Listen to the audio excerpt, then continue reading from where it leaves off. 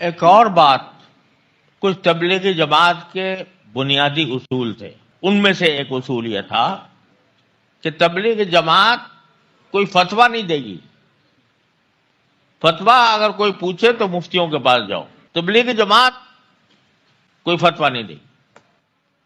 اب فتوے صادر ہو رہے ہیں تبلیغی جماعت، فلاں چیز حلال ہے، فلاں چیز حرام ہے، اور جو کوئی اس فتوے کے خلاف کسی نے کوئی بات کہی ہے تو اس کو جاہل کہا جا رہا ہے، اس کو کہا جا رہا ہے کہ جاہل ہے، جاہلوں نے فتویٰ دیا.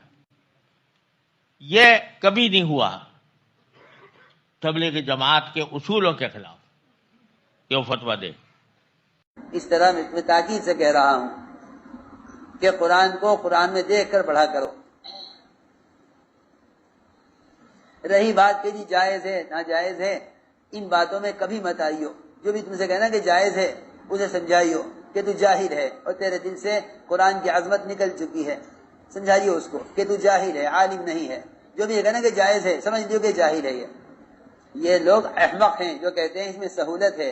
سہولت نہیں ہے، بلکہ ان آلات کی نحوست ہے، کیونکہ یہ آلات اپنے اندر کفر اور باطل کو لیے ہوئے ہیں.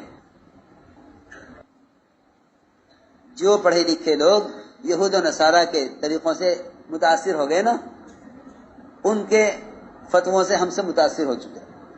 مجھے بہت قلق ہے اس کو، سچی بات ہے.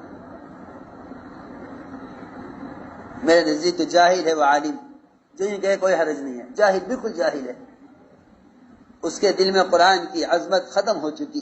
جو یہ کہے عالم کہ ہاں کوئی حرج نہیں، جائز ہے، کر لو.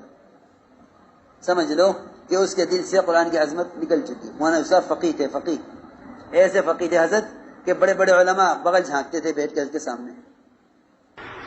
ہر ایک کی جیب میں موبائل، بیٹھ کے تصویریں لینا اور جو ہے فلمیں بنانا، وہ تو شیطان ان کی بدھی پہ سوار ہے. یہ جتنی چاہے بیان کریں، جتنی چاہے عبادتیں کریں، شیطان ان کی بدھی پہ سوار ہے. اور یہ خود شیطان ہے، یہ خود شیطان ہے.